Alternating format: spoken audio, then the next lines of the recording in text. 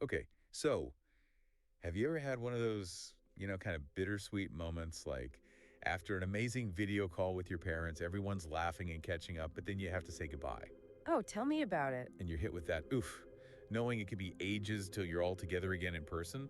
It's like a universal struggle for those of us with family overseas, wouldn't you say? Absolutely, that longing for more time together, it's so real. But what if I told you there's a way, especially for parents and grandparents, wanting to be with their loved ones in Canada to stretch those visits way beyond the usual? We're talking years, not just weeks or months. And that's what we're diving into today. Canada's super visa. Right. It's kind of a game changer, right? Because those standard visitor visas, they just don't cut it when you're talking about really maximizing family time. No kidding. The super visa, it's like the golden ticket for parents and grandparents of Canadian citizens or permanent residents. Okay, so right off the bat, 5 years. 5 years per visit. That's what we're talking about here. Hold on, 5 years.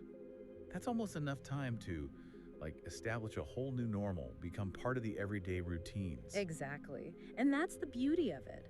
Okay, before we get carried away with all the heartwarming possibilities, let's back up a bit for anyone who's hearing Super Visa for the first time and thinking, what is that? Sure. So, in the simplest terms, it's a multiple entry visa. Gotcha. So multiple trips back and forth. Exactly. And it's valid for up to 10 years. 10 years. Okay, now we're talking. So your loved ones can come and go within that decade, and each time they come, they can stay for, you guessed it, up to those 5 years. All right, now this is what I call a deep dive.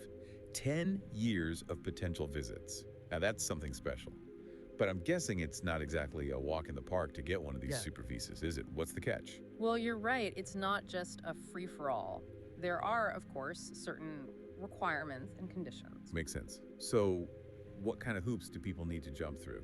Well, first things first, this visa is specifically designed for parents and grandparents. Okay, so no favorite aunts or uncles or anything like that. Afraid not. This is strictly for parents and grandparents of Canadian citizens or permanent residents. Got it. So it's a pretty exclusive club.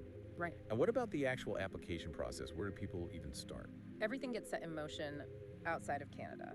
So your parents or grandparents, they would apply from their home country. Okay, that makes sense. So then, what are the big things they're looking at? Well, when someone's coming to stay for such a significant amount of time, Canada wants to be sure, that they're going to be here safely and all that. Right, so they need to make sure everything checks out. Exactly. So we're talking background checks, that sort of thing. Okay, so what kind of background checks are we talking about here? So they'll need to provide police certificates from any country where they've lived for 6 months or more since turning 18. Makes sense. Yeah. Kind of make sure everything's above board. But what about the financial side of things? I mean, 5 years is a long time. Costs can really add up. Oh, absolutely. And Canada's very thorough when it comes to that aspect. Basically, they want to ensure that anyone coming in on a super visa is well taken care of, that they won't be putting any strain on, the Canadian healthcare system, social services, that kind of thing. So they want to know that the visiting parents or grandparents are going to be financially stable during their stay. Exactly right. And that's where the financial documentation comes into play. I know it can seem a little daunting sometimes, but it's all about providing a clear picture of the host family's financial capacity. Okay, so let's break that down a little. What exactly are we talking about when we say financial capacity? What does Canada want to see? Right. So they'll look at the host's income. So that's you, the child or grandchild in Canada, to make sure it meets a minimum threshold. Okay, so there's a bar you have to clear, financially speaking. Right. But it's not just about your salary, it's about the whole picture. They take into account the size of your family, if you're supporting anyone else, whether you've sponsored anyone else in the past. Wow, so they're really doing their due diligence, getting a comprehensive view of your financial situation. Yes, precisely. It's very thorough. Okay, so they're looking at income, family size, any past sponsorships. That makes sense. What's the reasoning behind all this? It's all about making sure your loved ones won't need to rely on Canadian social services while they're here. So it's kind of a safeguard for both the visiting family and the Canadian system. Exactly. It's all about that peace of mind. And on top of the financial side of things, there's another crucial requirement, and that's health insurance. Right, gotta have that. And not just any insurance, we're talking coverage for their entire stay. Okay, so for the whole 5 years. Up to 5 years, yeah, with a minimum of $100,000 coverage for any emergencies. Wow, that's pretty reassuring. knowing they'd be covered if anything unexpected popped up. Hmm. But 5 years is a long time. What happens if their insurance expires in the middle of a visit or something? That's a great question, and that's something to be really mindful of. The insurance needs to be valid for every single entry into Canada.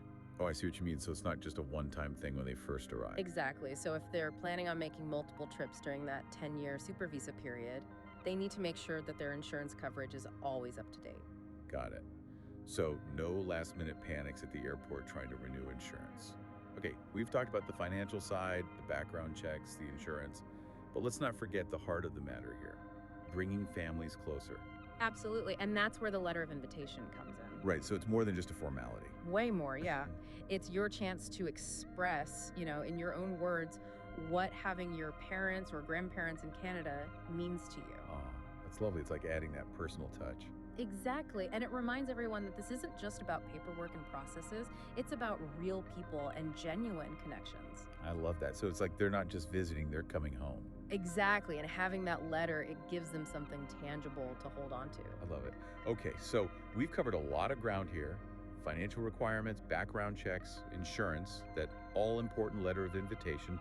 What would you say is the key takeaway for our listeners who are thinking, this super visa sounds amazing? Where do I sign up? Well, I'd say the best thing to do is to go straight to the source. Check out the official Canadian government website. That way you can get the most up-to-date information because immigration rules can change, so it's important to be in the loop. Solid advice. All right, before we wrap things up here, I've got a final food for thought question for our listeners. You've unlocked the power of these extended family visits with the super visa, but have you ever considered how a program like this might impact families in a broader sense? Like, does it change the dynamics, traditions, maybe even influence retirement plans? Such a good question. It's like opening up a whole new chapter in the story of family. And on that note, we'll leave you to ponder those possibilities. We hope this deep dive into Canada's super visa has been insightful, maybe even a little inspiring. Until next time, take care and keep those family connections strong.